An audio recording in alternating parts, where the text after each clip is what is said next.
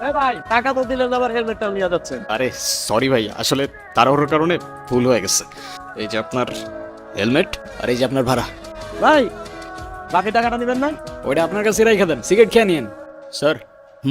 এই যে আমার ক্লাসের সবচেয়ে গুণধর ছাত্র, যেমন তার চলাফেরা তেমন তার ড্রেস আপ তেমনি তার লেখাপড়া।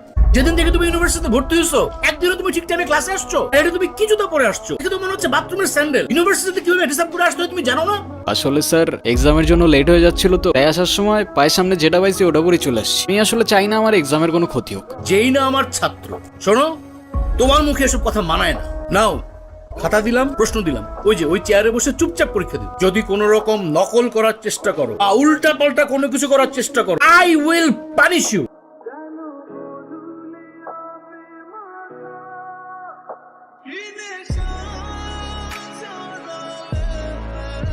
দেখান স্যার ইমো আমাকে অনেক ডিস্টার্ব করতেছে। এক্ষুনি আমার ক্লাসরুম থেকে বের হয়ে যাও। Get out.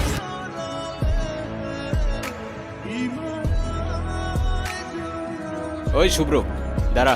কিরে সমস্যা কি? ডাকি শুনুস না ভাব বাড়ছে। আজকে এক্সামের মধ্যে দেখাইতে বললাম, কি করলি তুই? আমরা এক ক্লাসে পড়ি, ডাক দিস একটু দেখাবি না? বললি উল্টা স্যারে বলে দিলি।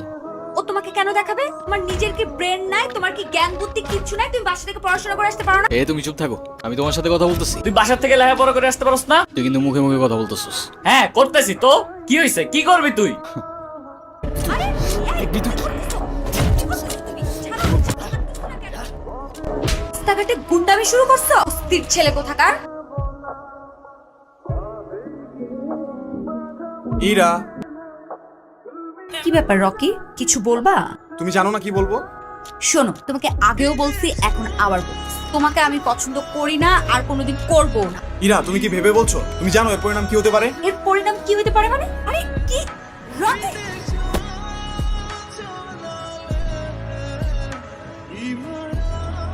আমি নিজে যতই খারাপ হই না কেন, আমার তো মা নাই, তোর তো আছে। একটা মেয়ের সম্মান কই থাকে তুই জানোস না? এরপর থেকে যদি এরম করার কথা কখনো ভাবস, বিজদারে বইলা তোরে কেমনে ক্যাম্পাস থেকে বের করতে আমার খুব ভালো করে জানাস। যা জানা। ধন্যবাদ তোমাকে। ধন্যবাদ দেওয়া লাগবে না, তোমার জন্য আসি নাই আমি। আমার বাবা আমারে শিখাইছে মেয়েদের কেমনে সম্মান করতে হয়, তাহলে সেদিন তুমি চর মারার পরও চুপ থাকতাম না।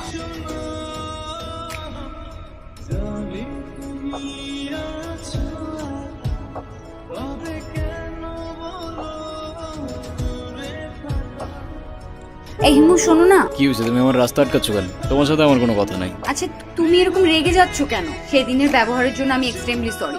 সরো তো, তোমার সাথে কোনো কথা বলার ইচ্ছা নাই আমার। প্লিজ আমাকে এবারের মতো ক্ষমা করে দাও। সরি বললাম তো, সরি। আচ্ছা ঠিক আছে, মাফ করলাম। তাহলে আমরা এখন ফ্রেন্ডস। আচ্ছা ফ্রেন্ডস। তুমি আজকে আমাকে সারাদিন বিয়ে করবে, ঠিক আছে? তোমায় নিয়ে ঘুরতে আমার কোনো প্রবলেম নাই, কিন্তু আমার একটা শর্ত আছে। আমরা ঘুরবো ঠিক আছে, কিন্তু সেটা পায়ে হেঁটে, কারণ পায়ে হেঁটে ঘোরার মতো মজা আর অন্য কিছুতে নেই। আচ্ছা আচ্ছা ঠিক আছে, তাই হবে। তুমি যে আমার রহস্য জানো, তোমার শর্তগুলো কেমন প্যাঁচান। চলো।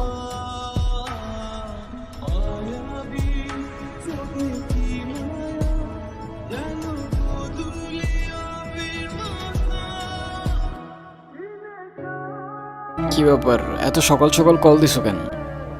কি? এটা এত সকাল? সকালে কোনোদিন ঘুম থেকে উঠেছেন আপনি? উঠলে বুঝতেন এটা এত সকাল না, সকাল 9টা বাজে। 10টার দিকে আমাদের ক্লাস শুরু হয়ে যায়। আরে আমি কখনো টাইম মতো ক্লাসে গেছি নাকি? সেটাই, সময় মতো ক্লাসে যাননি, কিন্তু এখন থেকে প্রত্যেকটা দিনই সময় মতো ক্লাসে যাবেন, আমি বলেছি তাই।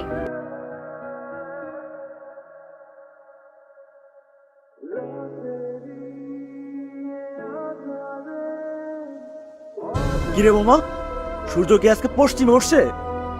আমি তো কিচ্ছু বুঝতেছি না। যে কিনা ঠিক মতো কখনো ক্যাম্পাসে আসে না, সে আজকে ক্লাস টাইমের আগে ক্যাম্পাসে এসে হাজির। তোর এই জাদুর রহস্যটা কি মামা, বলতো আমারে। আছে এক জাদুকর, যে তার রহস্যময় জাদু দিয়ে চেঞ্জ করে বলছে আমাকে। মানে সেই জাদুকরটা কে? আমাদেরকে বল, আমরাও একটু শুনি। আরে কিছু জিনিস থাক না গোপন। কিরে ইরা কইরে দেখছস তোরা? কই, আমরা তো এখানে অনেকক্ষণ যাবত বসে আড্ডা দিচ্ছি, এরাকে তো দেখিনি। আচ্ছা থাক, তোরা দেখে আসি আমি।